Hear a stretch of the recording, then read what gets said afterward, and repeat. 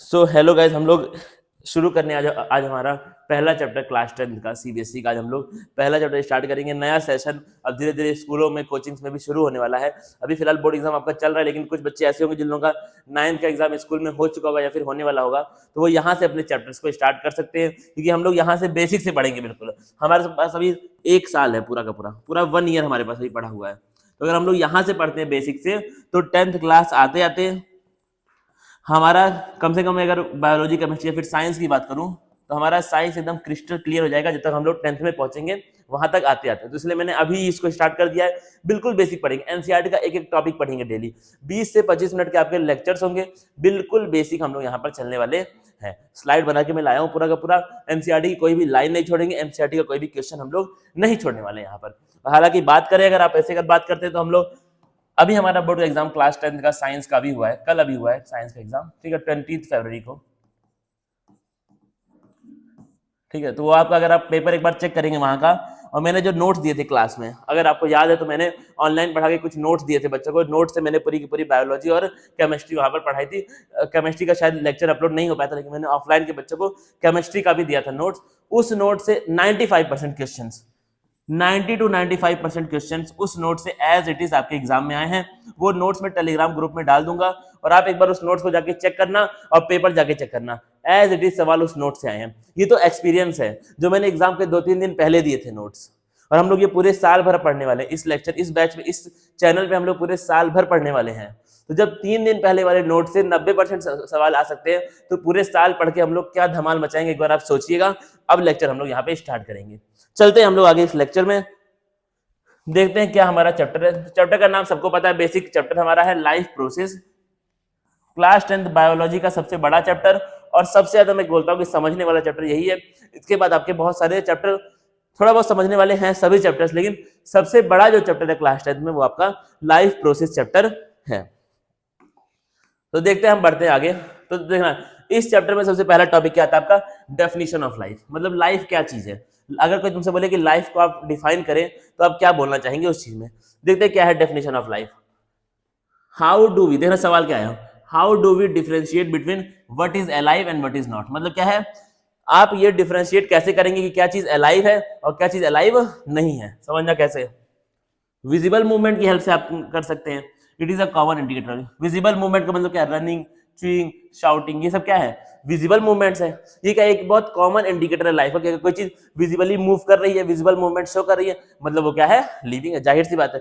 अगला देखना, even when asleep, मतलब क्या है, जब हम लोग सोए होते हैं तब भी हमारे अंदर बॉडी के मूवमेंट चल रही होती हैं। Organism show science of life, like फिर भी हमारी ब्रीथिंग चल रही होती है, और जो ब्रीथ कर रहा है मतलब वो जिंदा है, वो अलाइव है। अगला देखना point, plants are also alive because they grow.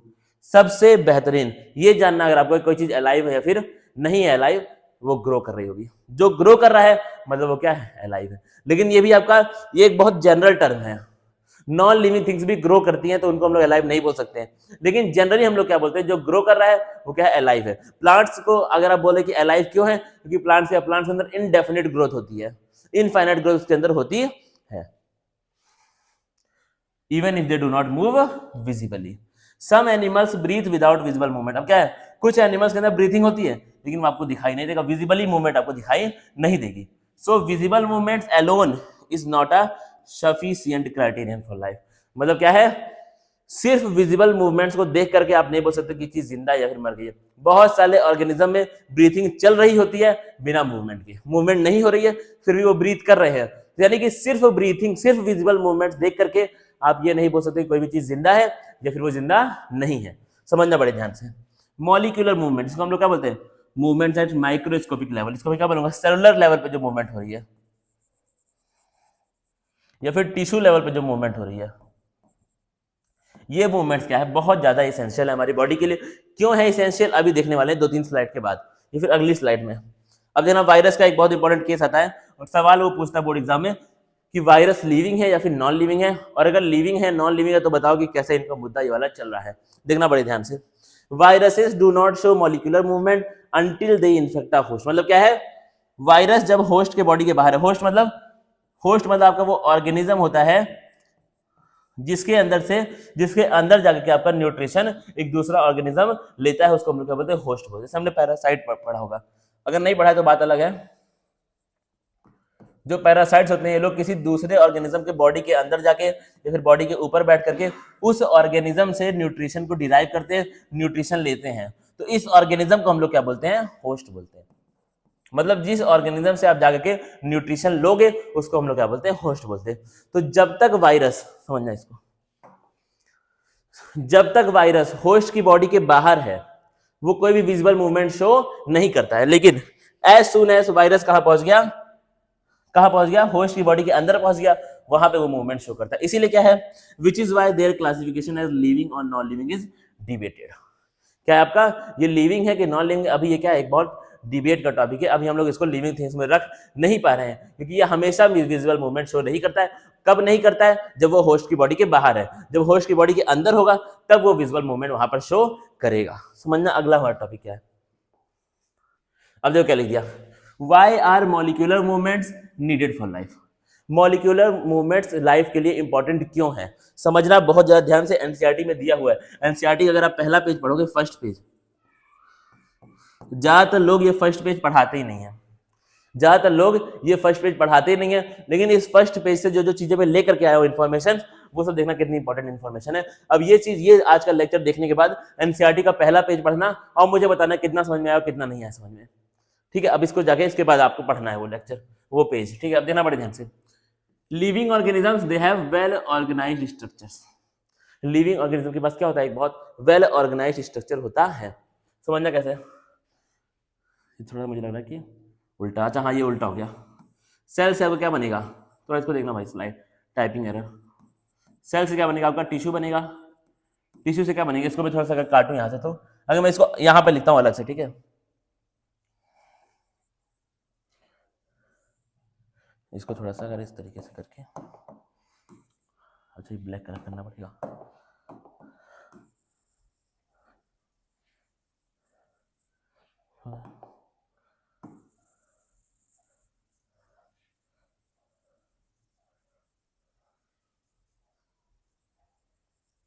इसको अगर आप देखें बड़े ध्यान से, अपने तरफ से हम लोग यहाँ पर चीज़ों को ऐड कर लेते हैं। ये एक और पॉइंट यहाँ पे मैं ऐड करूँगा। सेल से क्या बनते हैं, टिश्यूज़ बनते हैं, टिश्यू बनते हैं, फिर टिश्यूज़ बनते हैं। टिश्यू से क्या बनते हैं, बेसिक आपका ऑर्गेनाइजेशन है लिविंग ऑर्गेनिज्म का। टिश्यू से क्या बनते हैं, ऑर्गन्स बनते हैं। ठीक है, ऑर्गन से क्या बनता है आपका, ऑर्गन सिस्टम बनता है। और ऑर्गन सिस्टम से क्या बनते हैं आपके, ऑर्गेनिज्म बनते हैं। ठीक है, तो ये आपका बेसिक जो है वो कुछ इस प्रकार है। ठीक है, ऑर्गन सिस्टम से क्या क्या बनते हैं, ऑर्गेनिज्म बनते हैं। ये आपका बेसिक एक क्लासिफिकेशन है किसी भी लिविंग ऑर्गेनिज्म का। अब देखना फिर क्या लिख दिया इसके अंदर, ये फिर ये इसी तरह से लिखते हैं, the environment continuously affect organisms breaking down their structure. मतलब क्या है, इन्वायरमेंट आपका कॉन्स्टेंटली अफेक्ट करता रहता है एक ऑर्गेनिज्म को, उनके स्ट्रक्चर्स को तोड़ करके। मतलब क्या है, पुराने सेल्स आपके टूटते हैं, नए सेल्स बनते हैं, हमने पढ़ा हुआ है। तो क्या है, लगातार आपका ये प्रोसेस जो है वो हमारी बॉडी में चलता रहता है। अगला पॉइंट देखना, to remain alive organisms must repair and maintain their structure. मतलब क्या है, जैसे जैसे कोई ऑर्गेनिज्म ग्रो करेगा उसके बॉडी के पुराने सेल, पुराने टिश्यू वॉर्न आउट होकर के वो खत्म होंगे और नए टिश्यू आएंगे। फिर पुराने सेल अगर डैमेज हो गए तो उनको रिपेयर भी करना पड़ेगा। मतलब क्या है, अगर किसी ऑर्गेनिज्म को जिंदा रहना है तो उसके अंदर एक तो रिप्लेसमेंट होना चाहिए और दूसरा रिपेयरमेंट होना चाहिए। अगर कोई सेल, कोई टिश्यू, कोई ऑर्गन डैमेज जाएगा तो उसको आपको रिपेयर करना आना चाहिए बॉडी में। और या फिर अगर कोई मर जाएगा, डेड हो जाएंगे सेल, वो आपके नए सेल उनको रिप्लेस करने के लिए आने चाहिए। तो ये आपका जिंदा रहने के लिए ये सब चीजें क्या है, इंपॉर्टेंट है किसी भी लिविंग ऑर्गेनिज्म के लिए। और ना क्या लिख दिया, since the structure is made up of molecule, जाहिर सी बात है ये जो स्ट्रक्चर है वो क्या है, मॉलिक्यूल से बने हैं, इसीलिए क्या है, कॉन्टिन्यूअस मॉलिक्यूलर मूवमेंट क्या हमारी बॉडी के लिए इंपॉर्टेंट है। सिंपल बात यहाँ पर लिख दिया, क्योंकि हमारी बॉडी में डिफरेंट डिफरेंट स्ट्रक्चर्स हैं और हर एक स्ट्रक्चर का एक लाइफ पीरियड है। इस टाइम जैसे आरबीसी हो गया, 120 दिन वो जिंदा रहता है, उसके बाद मर जाएगा, नया आरबीसी बनेगा, उसको आके रिप्लेस करेगा। कॉमन एग्जांपल आपका है, वही चीज यहाँ पे लिखी है। पुराने स्ट्रक्चर तो मरेंगे, डैमेज होंगे, नए स्ट्रक्चर उनको रिप्लेस करने के लिए आने चाहिए, या फिर बॉडी को उनको रिपेयर करना चाहिए। और ये सब चीजें किससे बनी, मॉलिक्यूल से बनी है। तो जाहिर सी बात है कि मॉलिक्यूलर मूवमेंट्स बॉडी में होगी ही होगी। समझना, अब यहां से हमारा प्रॉपर चैप्टर स्टार्ट हो चुका है, लाइफ प्रोसेसेस इंट्रोडक्शन। देखना बड़े ध्यान से, definition, the processes required for maintenance and survival of living organism are called life process. ऐसे प्रोसेस जो किसी लिविंग ऑर्गेनिज्म के मेंटेनेंस के लिए और उसके सर्वाइवल के लिए इंपॉर्टेंट है, उसको हम लोग क्या बोलते हैं, लाइफ प्रोसेस। तुमसे वो 1 नंबर का मार्क्स आएगा, 1 मार्क्स का, डिफाइन लाइफ प्रोसेस। क्या आएगा, डिफाइन लाइफ प्रोसेस। क्या लिखोगे, those processes that are essential for survival and maintenance of life in a living organism is called life process. End of discussion हो गया यहाँ पर। अब देखना, these processes continue even when an organism is not actively performing any task। मतलब क्या है, ये जो बेसिक प्रोसेस है आपके लाइफ के, ये जो क्या है बेसिक प्रोसेस है, ये तब भी चलते रहेंगे जब आप कोई काम नहीं कर रहे हैं। यानी कि बहुत सारे प्रोसेस तो क्या होते हैं, इनवॉलेंट्री होते हैं, हमारे कंट्रोल में नहीं होते। जैसे ब्रीथिंग, ब्रीथिंग आप सांस आप ले रहे हो, चाहे आप सोए हो फिर भी ब्रीथिंग चल रही है, दौड़ रहे हो फिर भी ब्रीथिंग चल रही है। रेट ऑफ ब्रीथिंग वहां पर डिफर कर सकता है, लेकिन ब्रीथिंग क्या है, हमेशा कंटिन्यूअसली आपकी बॉडी में चल रही होती है। तो क्या है, एक ऐसा लाइफ प्रोसेस है जो अगर आप कोई काम नहीं भी करोगे, आप बैठे हो, सो रहे हो, नाच रहे हो, गा रहे हो, वो ब्रीथिंग आपकी चलती रहेगी। अगला पॉइंट समझना, energy is required for this maintenance process. अब क्या है, अगर इस प्रोसेस को चलना है, जो मेंटेनेंस प्रोसेस है, जो लाइफ प्रोसेस है, इनको चलने के लिए एनर्जी बॉडी को लगातार चाहिए रहेगी, और ये एनर्जी इन्हीं लाइफ प्रोसेस में बन भी जाती है। और देखो, जो आपको कॉमन यहाँ पे पढ़ने लाइफ प्रोसेस चैप्टर में देखना पड़ेगा, यहाँ से रेड पेन मिल तो ट्रांसपोर्टेशन, सबसे बेसिक क्या है, nutrition, transportation, excretion, reproduction, respiration, और क्या है, मेटाबॉलिज्म। इन सबको हम लोग इन सबको डिटेल में इस चैप्टर में सिर्फ हम लोग यही पढ़ने वाले हैं पूरा का पूरा, लेकिन इनको हम लोग आज बेसिक इंट्रोडक्शन इन सबका हम लोग कर लेंगे। उसके बाद डिटेल में एक एक टॉपिक को एक एक दिन लगा करके हम लोग करेंगे। अगले 6 से 7 दिन में इस चैप्टर में आपका पूरा कर दूंगा। देखते हैं, पहला क्या हमारा, न्यूट्रिशन। अब देखो यहाँ पे बिल्कुल बेसिक इंट्रोडक्शन, अगर मैं यहाँ से देखूँ तो क्या है तुम्हारा, इंट्रोडक्शन ऑफ लाइफ प्रोसेसेस। अगर यहाँ पे हम लोग इसको टॉपिक का नाम देना चाहें तो यहाँ से क्या स्टार्ट हो रहा है तुम्हारा, इंट्रोडक्शन ऑफ लाइफ प्रोसेसेस।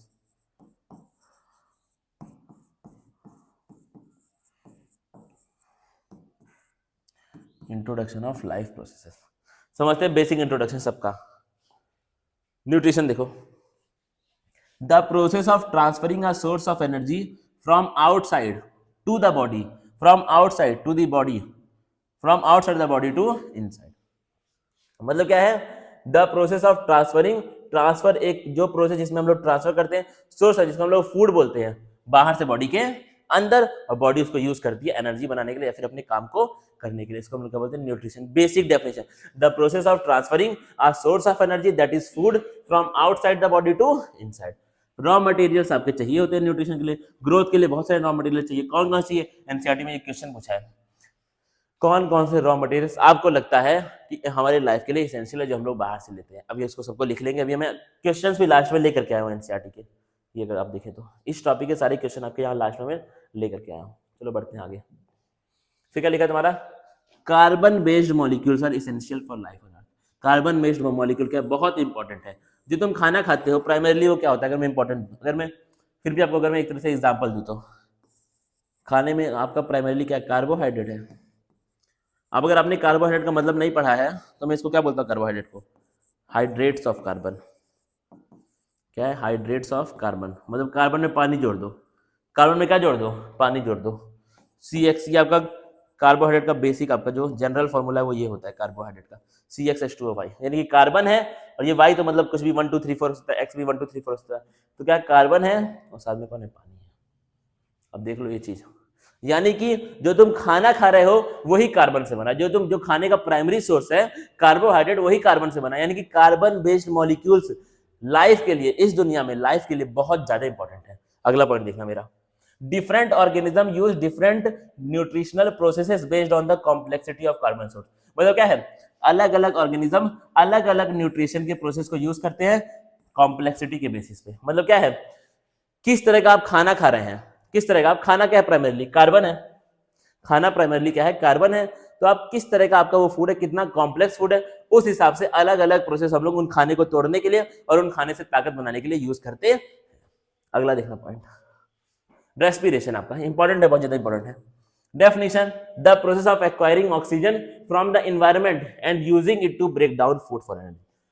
अब देखो बहुत लोग कंफ्यूज करते हैं रेस्पिरेशन को ब्रीथिंग के साथ, बहुत लोग क्या, अभी अगर आप 11 12 के बच्चों से अगर आप जाके पूछेंगे, अगर आप 11 12 वालों के बच्चे से पूछेंगे कि रेस्पिरेशन क्या होता है, बोलेंगे intake of oxygen and giving out of carbon dioxide is known as respiration. और ये बहुत दयनीय बात है कि उनको यही नहीं पता कि रेस्पिरेशन क्या होता है। रेस्पिरेशन और ब्रीथिंग को लोग साथ में कंफ्यूज कर देते हैं लाकर के बीच में, लेकिन रेस्पिरेशन अलग चीज है, ब्रीथिंग अलग चीज है। ठीक है, रेस्पिरेशन में ब्रीथिंग आती है, लेकिन ब्रीथिंग में रेस्पिरेशन नहीं आता है। ब्रीथिंग रेस्पिरेशन का एक पार्ट है। ठीक है, ये आपको समझना पड़ेगा, लेकिन लोग इसको समझ नहीं पाते हैं और कंफ्यूज करते हैं, बहुत खतरनाक इसमें। अगर तुमको जानना है जाके पूछना किसी से, कोई अगर 11 12 के भैया भाभी कुछ होंगे तो उससे जाके एक बार पूछना कि आपको रेस्पिरेशन क्या होता है, ब्रीथिंग का थोड़ा बताइए। बस खाली रेस्पिरेशन एक बार पूछ लेना, मैं तुमको बता रहा हूँ दोनों में डिफरेंस।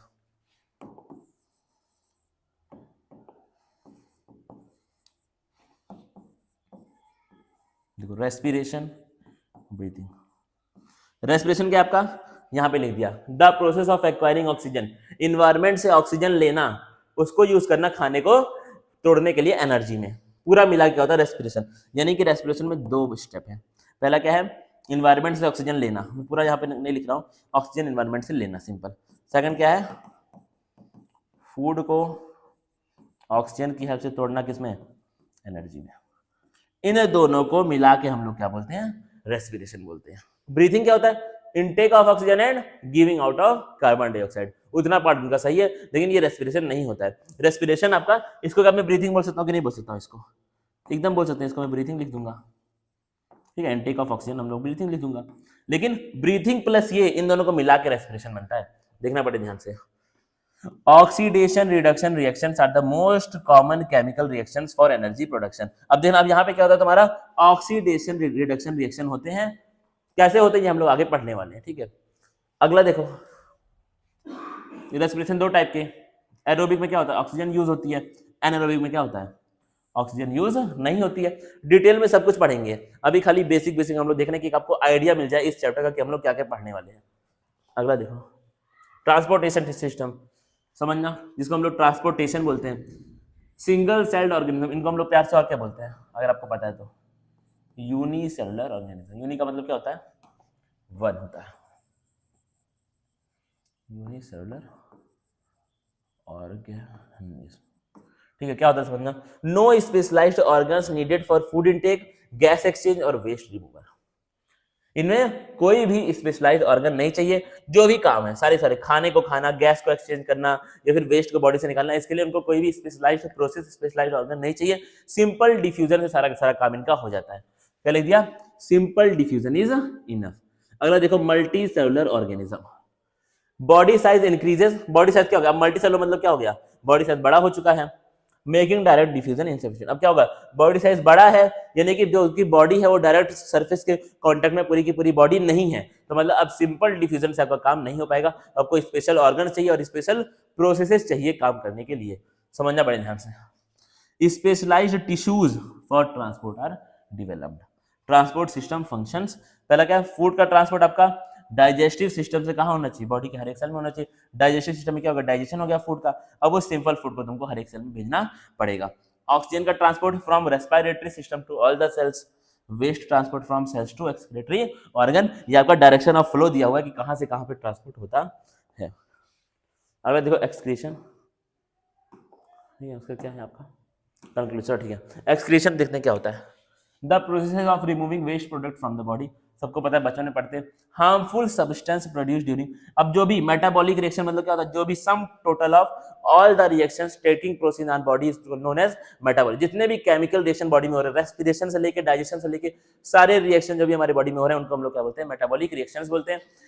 इन मेटाबॉलिक रिएक्शन में बहुत सारी फालतू चीजें भी बन जाती हैं। क्या क्या बनती है हम लोग पूरा चैप्टर में डिटेल में एकदम पढ़ने वाले हैं, एकदम स्क्रैच से उठा करके हर एक चीज। एनसीईआरटी की एक लाइन आपको याद होने वाली है इस क्लास में, लेकिन फिलहाल क्या लिखा है, बहुत सारे हार्मफुल सब्सटेंस आपके यहाँ पर बनते हैं, उनको हम लोग क्या करना। अब ये हार्मफुल सब्सटेंस जो है ये क्या हमारे बॉडी के लिए टॉक्सिक है। टॉक्सिक मतलब क्या होता है, मतलब कि काम का नहीं भाई, बेकार है, ठीक है, बॉडी के लिए यूजफुल नहीं है। Specialised tissues are developed for excretion, the transportation system carries waste to the excretory tissues, body से बाहर निकालने के लिए।